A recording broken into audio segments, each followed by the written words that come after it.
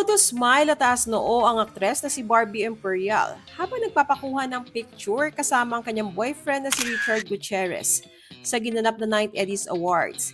Kitang-kita ang saya at pagmamalaki ni Barbie para sa espesyal na pagkilalang natanggap ni Richard noong gabing iyon. Nasungkit ni Richard Gutierrez ang Box Office Hero Awards sa 9th Eddies Awards na ginanap noong July 5, 2026 sa Marriott Grand Ballroom sa Pasay City.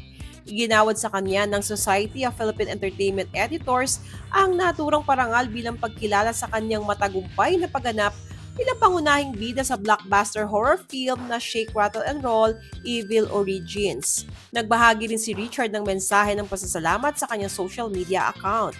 Anya, thank you for this honor and recognition, Eddies. Ngunit bukod sa natanggap na parangal ni Richard, marami rin ang nagsabing agaw eksena umano si Barbie Imperial pero sa positibong paraan. Una, ramdam ng publiko kung gaano siya ka-proud sa naging tagumpay ng kanyang boyfriend. Sa kanyang post, simple ngunit makahulugan ang kanyang message. Proud of you, always, Richard Gutierrez. Hindi rin nakaligtas sa mata ng marami ang kanyang nakakabighaning ganda noong awards night.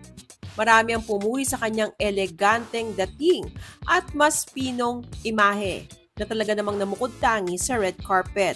Mula sa pagiging isang batang nangangarap lang na maging artista na unang nakilala sa Pinoy Big Brother, unti-unting napatunayan ni Barbie ang kanyang kakayahan hanggang sa maging isa sa mga kilalang personalidad sa industriya ng showbiz. Bukod sa patagumpay na career, nakapagtayo na rin siya ng ilang negosyo at nakapagpagawa ng mga ari-arian para sa kanyang sarili at sa kanyang pamilya. Samantala, hindi rin napigilan ng netizens na magbigay ng kanilang opinyon.